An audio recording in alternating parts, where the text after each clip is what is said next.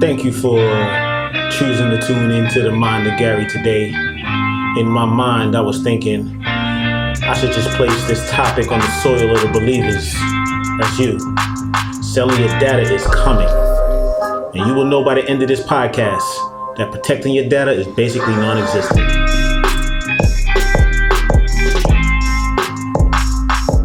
It's my mind. And this is what I think. Hopefully you do too. And welcome to In the Mind of Gary. Today we are going to discuss basically the mark of the beast in selling your data. Okay, we're not going to go into the whole biblical portion of or biblical aspect of what the mark of the beast is. We will touch a couple of points, but by the end of this podcast, you will know that essentially you can't protect your data anymore, right? All our data is out there. Without knowledge of software, meaning you can identify with how software works and which softwares to use to protect yourself, there's nothing you can do out there to basically say, I don't want my information out there. So by the end of this, you will understand. Let's give thanks to the one and only. Give it. Jesus. I need ya.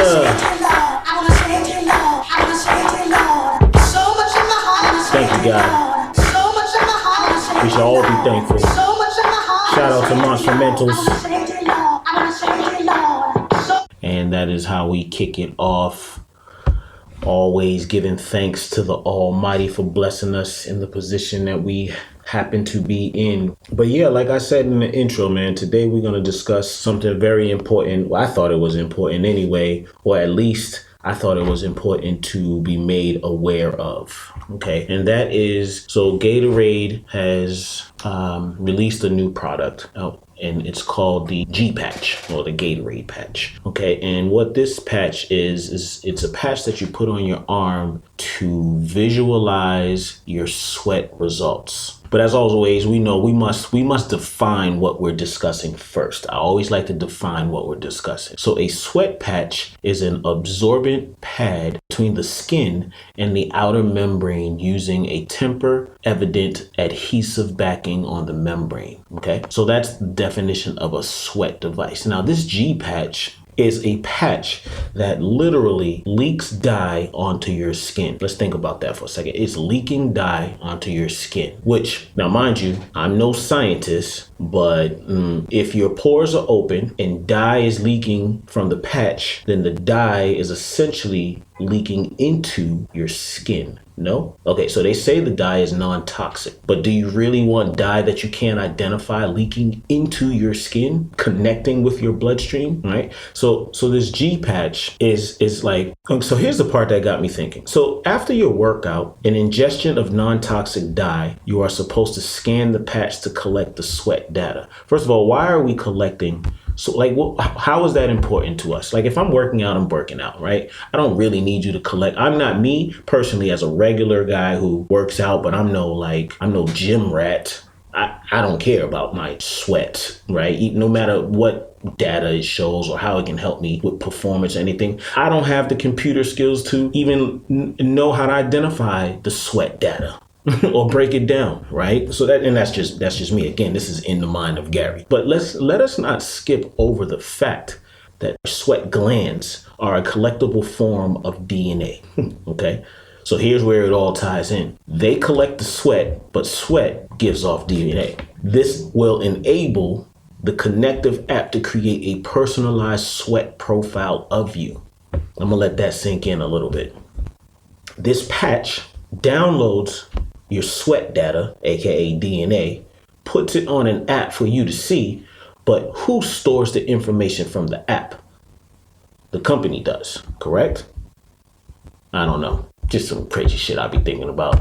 Ask yourself, what is a sweat profile? And who knew that we could even generate a sweat profile? Who's out here thinking what generation X or any generation besides the new generation is out here thinking, you know what? They should come out with a device. I wish I had a sweat profile of myself. Who really thinking that?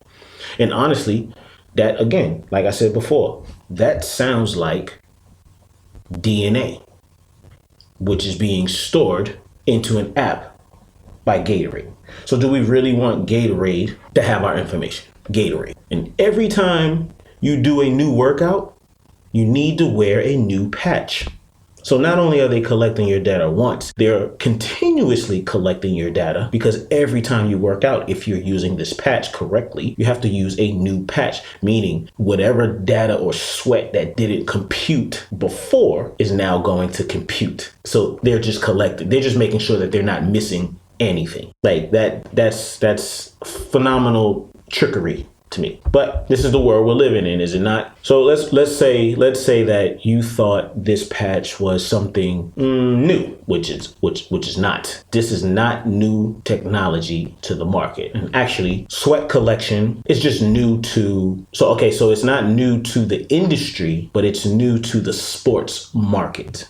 Okay. Now, sweat has always been collected. These devices have been made before and they've been used before, but they've been used by pharmaceutical companies to facilitate drug detection. Imagine that. They've just been testing it, right? So you can wear this patch and it's almost like, so if we look back, we can think about, remember many, many years ago, the nicotine patch.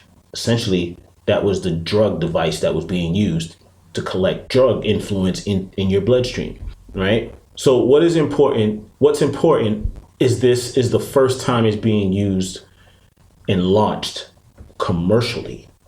I say that again. What's important is not the fact that this sweat patch has been made and this sweat patch is directly collecting your data from your arm, is that it's being launched and commercially sold, which means now all the athletes who have won the DNA awards, right? If you were a dominant race or a race that was inferior athletically, and you wanted to figure out how to genetically become more athletic, like a darker skin race, how would you collect that data? You would use athletes. But again, that's just me talking SHIT. And what do I know? I'm no scientist. Again, this is just my thoughts, my vision, my clarity. So you can either believe it or you cannot believe it. Either way, that's what I'm telling you. Man, let's go ahead and let's get a break in. You know how we like to do it here in my mind. This is Mucha Data by Kazoo. The theme is Mark of the Beast.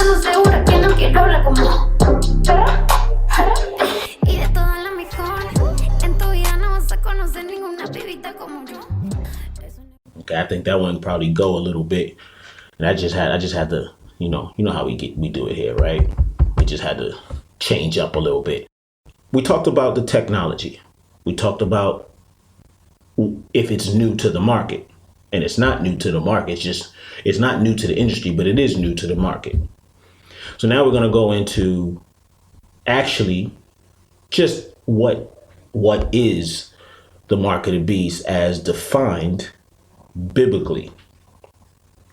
So the mark of the beast is in the book of Revelations, chapter 13, verse 16, if you want to go check it out. And there it says the word of Charagma, which is the translation of mark of the beast. And it can also mean any mark engraved, imprinted, or branded, stamped money or coin. So the biblical definition of mark of the beast is a mark engraved or imprinted or branded or some kind of stamped money or coin. Now, I'm no visionary. But if you know, like I know, there's a lot of QR codes being used, which is a mark engraved or imprinted. It's stamped money. This is essentially a stamp that is being stuck to your skin. It's only a matter of time before the two of these combine. And later on, we'll talk about there's a device called the RFID chip, which is a chip that's being implanted, that has the capabilities of being implanted in your hand. So when you watch those movies and the gun can only go off to the owner that can pull the trigger. Yeah, we're gonna get to that in a second. So back to the biblical definition of mark of the beast. Revelations chapter 13 says the mark is the symbolization of ownership. This stuff is only a matter of time. Me personally, I never thought I heard about it, I saw it, I visualized it, never actually thought I'd be alive to almost experience it. Right? The mark of the beast is interpreted differently across the four main views of Christian Christology. All right, so that's also important to remember that I'm no pastor, I'm no preacher. Okay, I barely even read the Bible. However, that doesn't make me uneducated spiritually. But what it does do, it gives me an opinion. And this is my opinion. I'm not right. I'm not wrong. So there are many, many people out there who are way more knowledgeable than I am on the mark of the beast. Okay. And I challenge you, not challenge you, I encourage you to reach out. Tell me if I'm wrong. Tell me if I'm right. Send me a direct message. Whatever. Let's communicate on it. Man, we got to go ahead and separate. Let's get another one in here. This is Pilot called Data. Just give you a couple different vibes of some different songs out there. There's a song for everything. Thought this was unique. So you thought I was coming with the hip hop. I'm not just hip hop.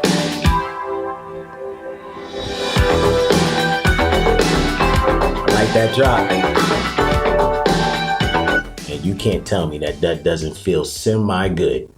And you probably don't know what kind of music that is, but it feels good, right? And that's the thing about music. It feels good to different people in different ways, right? So that's just to sum up what we've discussed so far in terms of the mark of the beast and data collection. The main point I want you to understand, take away from this, is that it's coming. In some way, shape, or form. Do not be naive and think that it's not close. Okay? And it's starting with these sellable products that I don't want anything leaking into my skin. Like there's nothing in the world that you would tell me, hey, put this into your bloodstream. Like you wouldn't tell somebody, hey, put this bag of cocaine on your arm and let it seep into your skin. That's essentially what's happening with this quote unquote non-toxic powder from this G patch that's leaking into your skin to provide sweat data. First of all, how does a powder provide sweat data if it isn't, I don't know, some type of readable material? You have to be able to read the material in order to transfer the data into numbers, correct? I don't know. Again, in the mind of Gary, and there's no telling where the thoughts go. I'm just saying, could be wrong, could be right. But let's switch gears. Something else that was on my mind. I don't know if you've noticed or if you use it, but Facebook, in its conglomerate ways, is always trying to do something else.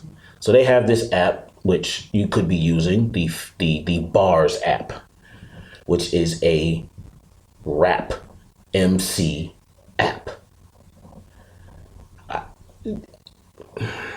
I have a lot of different thoughts about this, and they're most of them are not good, only because I take ownership of hip hop, right? I grew up on hip hop. I love artistry of rap and the talent, the skill level of an MC is personal to me. So when you come up with apps for anybody, I feel some kind of way, right? That's not to sound like the angry old man that doesn't think everyone should be rapping. I'm just telling you, that was my generation. It's no different than people who grew up in the 70s, loving rock and roll, and in the 80s, loving punk and all that good stuff, right? So here's the app. The app is experienced to design it. So the experience is designed to be accommodating to people who just want to have fun with rapping. So Facebook says Bars is instead aimed at would-be rappers looking to create and share their own videos, which again, TikTok, Instagram. Is there not something like this that is there not something you can do like this already? Actually, there are. Okay. So again, they're just taking over another genre, another platform, becoming more of a monopoly. You know how Monopoly has all those different versions of Monopoly? That's what Facebook is. Facebook's like a Monopoly game that just keeps coming out with different versions of Monopoly as they just keep taking over and gobbling up different platforms. So in this app, users will select from any of the hundreds of professionally created beats. Then they will write their own lyrics and record a video. Now, mind you, this app also, this is great though, by the way, like this is great for like beat makers who can sell their beats to the Facebook app for other people to use, and then eventually, purchase the beats from the producers. It just gives them a better platform. I'm with that. I'm on board with that. Okay. But what I'm not on board with is that in this app will also help you write lyrics. So now here we go. We're creating rappers who aren't really rappers, but they just love the culture and they want to always be. It's like back in the day. You remember when the elite, or I should say the dominant culture, couldn't dance, and they always wanted to dance. Well, I know firsthand, they dance pretty well now. It's that copycat nature, right? And guess what? Not only do they dance pretty well, they start taking away those jobs too. So when they start getting good at something, they start taking away those jobs. Okay. So Bars can also automatically suggest rhymes. So you're writing on the Bars app and it's just going to suggest new rhymes. First of all, I don't want no computer. If a computer is suggesting rhymes to me, then it's not rapping. Rapping comes from your experiences. It comes from what you've actually gone through.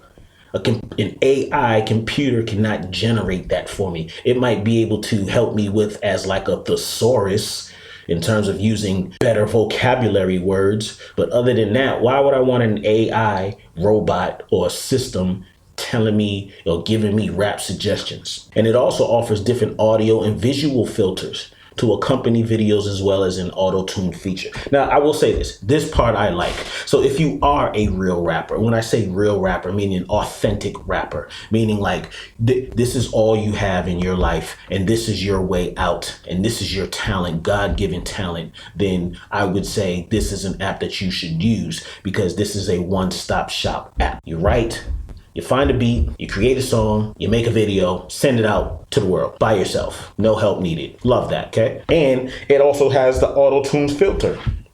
So now you don't even have to be skilled at it. You don't even have to be able to have talent, which is the part that I don't like, okay? So let's talk about this in the mind of Gary, of course. What does this mean? So it's a great tool for inspiring artists to find a pathway out of their situation. That I'm always going to be an advocate for. Okay. If you can find a way out, no matter what it is. But I speak with caution, because in my mind, in the mind of Gary, I believe that this also can be taken as a way to take away opportunities from the actual community it was meant to benefit. And let's be frank, that's the Black community. It was birthed in a Black community. It was made for Black people to be able to communicate their emotions. It was transformed into a way for Black people to get out of their desolate circumstances. Now, if you open that up to anybody, now you just make it harder for us to be able to use that resource. And it gives a doorway to the others.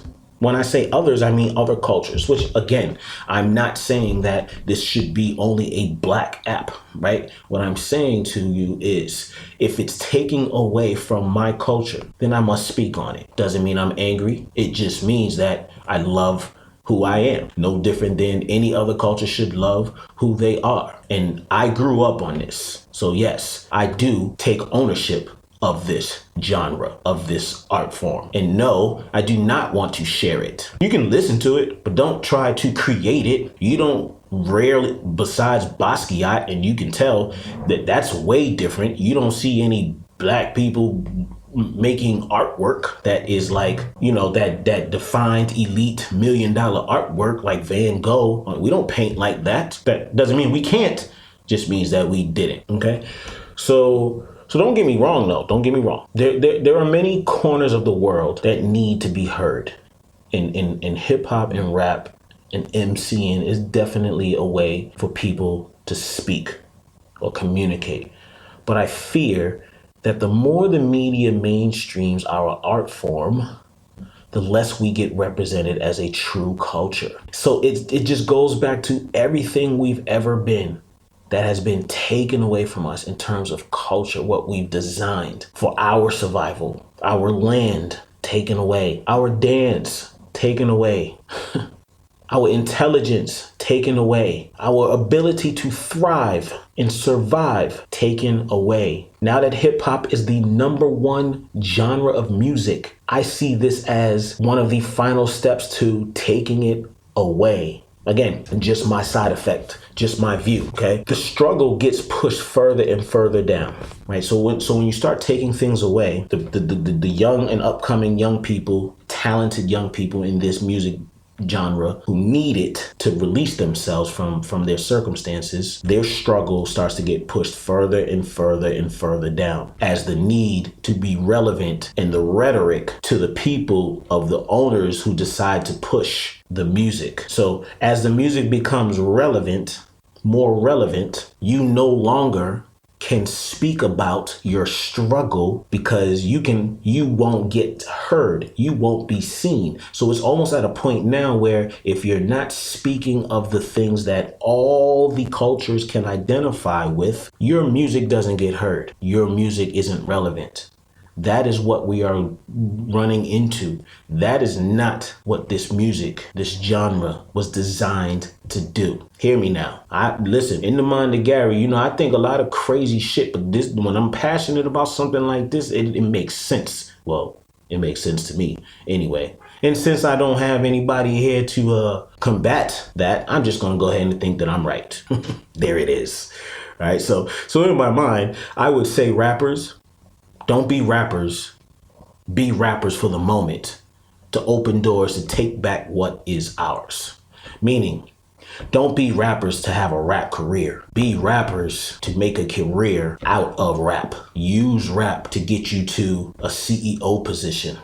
Use rap to get you to a position where you can actually push the music forward that it was meant to be pushed as, in the way that it was meant to be pushed as. Overall, I say this. I'm passionate about hip hop music because, again, like I said before, I was raised and developed on this music. So I do take ownership of it, right? And I hope that more people will think in the same way that I think, because what I see is that every other culture takes ownership of what they created and gave to the world. But I also say this to the culture colonizers. Know that in the same way we created hip hop will be the same way we develop something else to express ourselves. That's the one thing I love about being black.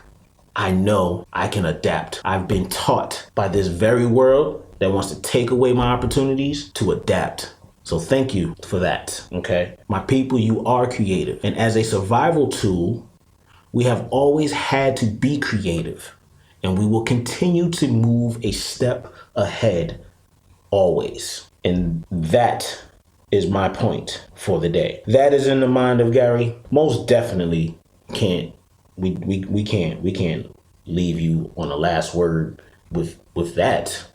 That's not gonna work, right? So let's switch that up a little bit because we're not done. This is Fancy Big Conspiracy by J Hus.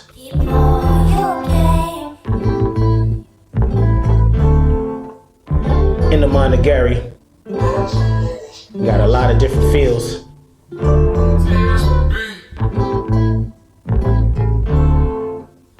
Get fire. You don't have to find me if I'm looking for you, cause I must spin round there when there's nothing to do. Left everything red when I came out the blue. I'ma walk right by like I ain't got a clue. I'ma do me, you can do you, boo. Big Conspiracy. I'm a line to you. And if I'm looking at you, it's from bird's eye view. They wanna judge me from what they heard I do. It's a big conspiracy. Nah, it's not true. Had a black belt, but it wasn't coming through. All you saw was LV when man withdrew. You never saw me in the suit, but I had a blazer.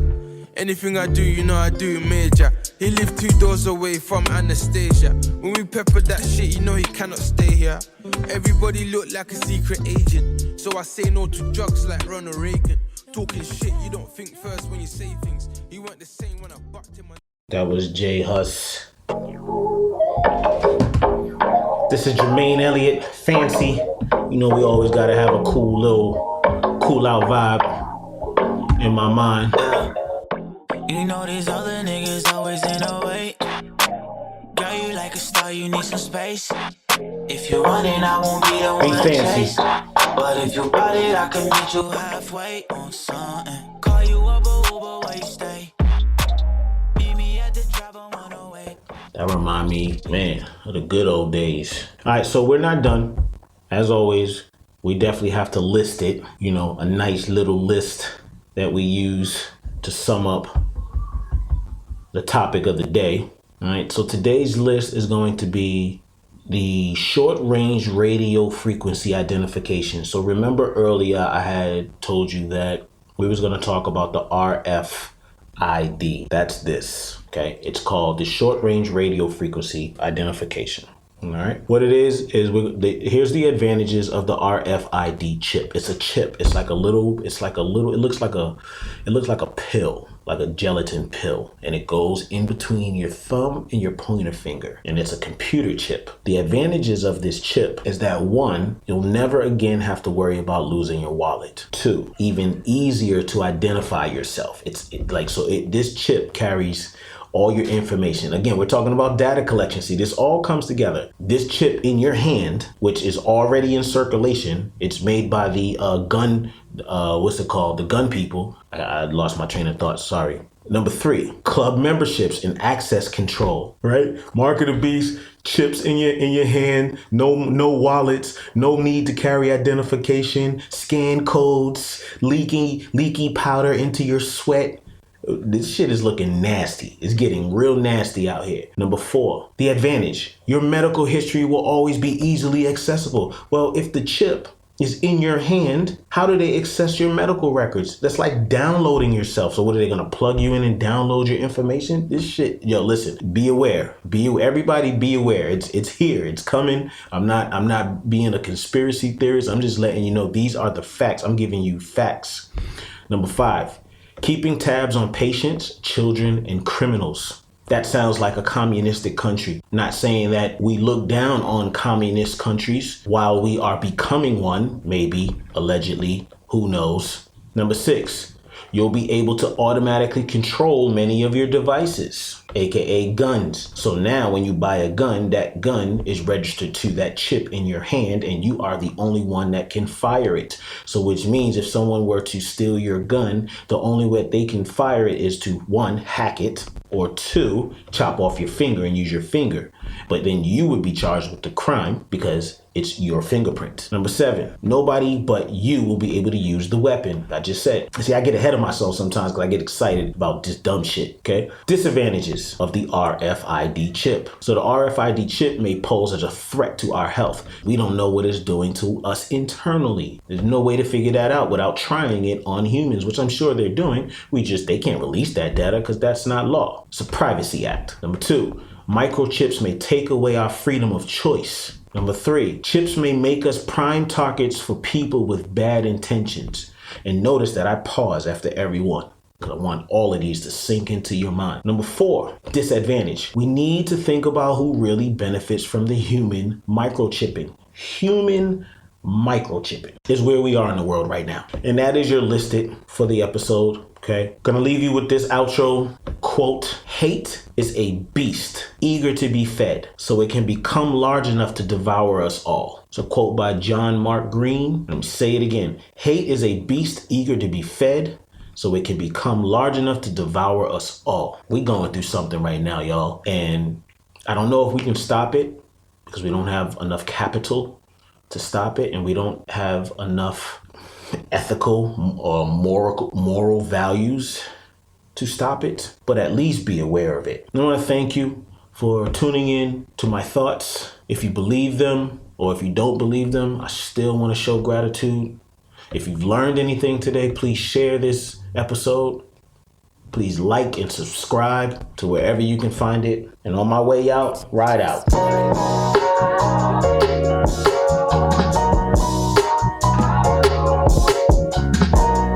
It's such a good feeling to be able to just speak your mind. And that's what the beauty of podcasting is. Everyone has an opportunity to grab a microphone and speak into it and share your opinions.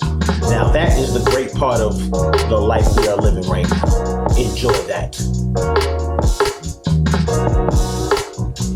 And this is our track, so we can let this one ride a little bit.